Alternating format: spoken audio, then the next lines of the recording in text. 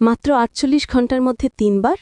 হ্যাঁ, মাত্র ২ দিনের ব্যবধানে আমাদের প্রিয় মাতৃভূমি বাংলাদেশ কেঁপে উঠেছে ৩ বার। প্রথমবার যখন পৃথিবী কাঁপল, তখন আমরা আতঙ্কিত। দ্বিতীয়বার যখন কাঁপল, তখন প্রশ্ন জাগল এ কিসের ইঙ্গিত? আর তৃতীয়বার কাঁপতেই যেন আমাদের হৃদয়ের গভীরে এক শীতল স্রোত বয়ে গেল। ঢাকা, নরসিংদী, গাজীপুর, কোথাও শান্তি নেই। মাটি যেন আমাদের বলছে, সাবধান হও। কিন্তু কেন এই কম্পন? কেন এই বারবার সতর্ক বার্তা? এটি কি কেবলই ভূতাত্ত্বিক প্লেটের সংঘর্ষ, নাকি এর পেছনে লুকিয়ে আছে আমাদের রবের পক্ষ থেকে এক গভীর বার্তা? আজকের এই ভিডিওটি আপনার জীবনের সবচেয়ে গুরুত্বপূর্ণ ভিডিও হতে পারে, কারণ আমরা দেখব বিজ্ঞান যা বলে, কুরআন ও হাদিস সেখানে কি শিক্ষা দেয়। এই কম্পন আমাদের জন্য রহমত নাকি আযাবের পূর্বাভাস? শেষ পর্যন্ত দেখুন, কারণ শেষে আমরা জানাব এই পরিস্থিতিতে একজন মুমিন হিসেবে আপনার সবচেয়ে জরুরি ৩টি করণীয় কী। আসুন প্রথমে জেনে নেই কী ঘটেছে। গত শুক্রবার ২১শে নভেম্বর সকাল ১০টা ৩৮ প্রথম এবং সবচেয়ে শক্তিশালী ভূমিকম্পটি আঘাত হানে। রিক্টার স্কেলে এর মাত্রা ছিল ৫.৫ থেকে ৫.৭। উৎপত্তিস্থল ছিল ঢাকা থেকে মাত্র ২৭ কিলোমিটার দূরে নরসিংদীর মাধবদী এলাকায়। সরকারি হিসাবে ৫ থেকে ১০ জনের মর্মান্তিক মৃত্যু এবং ৬০০-এরও বেশি মানুষ আহত। বহু ভবন এবং স্থাপনার ক্ষতি। এর কয়েক ঘণ্টা পরই অনুভূত হয় একটি মৃদু আফটারশক। এরপর শনিবার সকালে ২৪ ঘণ্টার মধ্যে গাজীপুরের বাইপাইলে ৩.৩ মাত্রার আরেকটি কম্পন অনুভূত হয়। এই ৩টি কম্পন আমাদের চোখে আঙ্গুল দিয়ে দেখিয়ে দিয়েছে আমরা এক চরম ঝুঁকির মুখে দাঁড়িয়ে আছি। কিন্তু এই ঝুঁকি শুধু মাটির নিচে নয়, আমাদের ঈমানের জগতেও। একজন মুমিন হিসেবে আমাদের বিশ্বাস, পৃথিবীর কোনো ঘটনাই উদ্দেশ্যহীন নয়, আর ভূমিকম্পের মতো মহাপ্রলয় সৃষ্টিকারী ঘটনা তো নয়। আমাদের প্রিয় নবী হজরত মুহাম্মদ সাল্লাল্লাহু আলাইহি ওয়াসাল্লাম এবং স্বয়ং আল্লাহ তাআলা কুরআনে এই বিষয়ে স্পষ্ট বার্তা দিয়েছেন। আল্লাহর পক্ষ থেকে এক সতর্কবার্তা।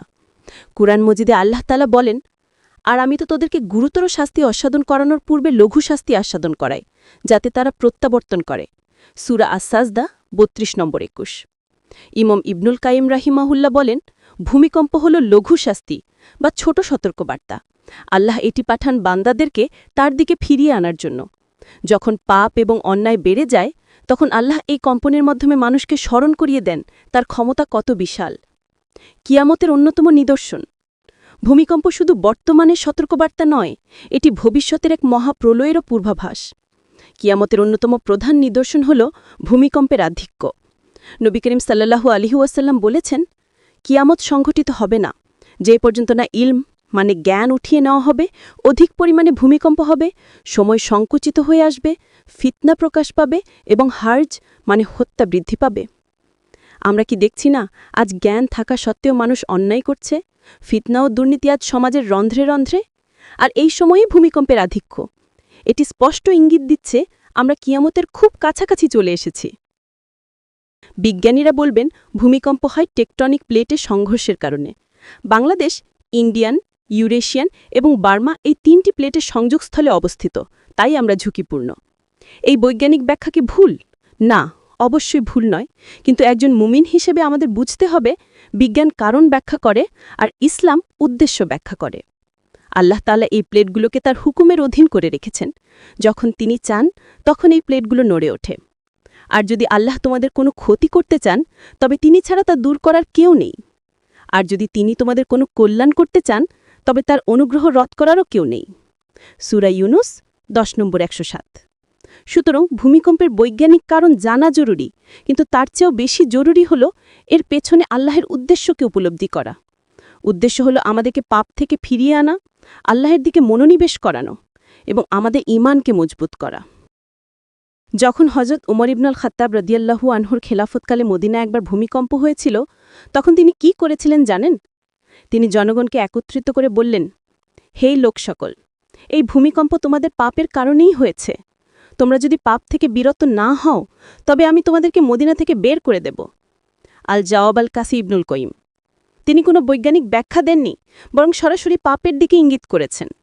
কারণ তারা জানতেন আল্লাহের অসন্তুষ্টিই হল সকল মুসিবতের মূল কারণ। একইভাবে ইবনে আব্বাস রাদিয়াল্লাহু তাআলা আনহু যখন ভূমিকম্প দেখতেন, তখন তিনি বলতেন, এটি তোমাদের রবের পক্ষ থেকে এক সতর্কবার্তা। তাদের এই প্রতিক্রিয়া আমাদের শেখায়, ভূমিকম্পের সময় আতঙ্কিত না হয়ে বরং নিজেদের আমল নিয়ে গভীরভাবে চিন্তা করা উচিত। তাহলে এই বারবার কম্পনের পর একজন মুমিন হিসেবে আমাদের করণীয় কি? আতঙ্কিত হয়ে ছোটাছুটি করা নাকি আল্লাহের দিকে ফিরে আসা? অবশ্যই দ্বিতীয়টি।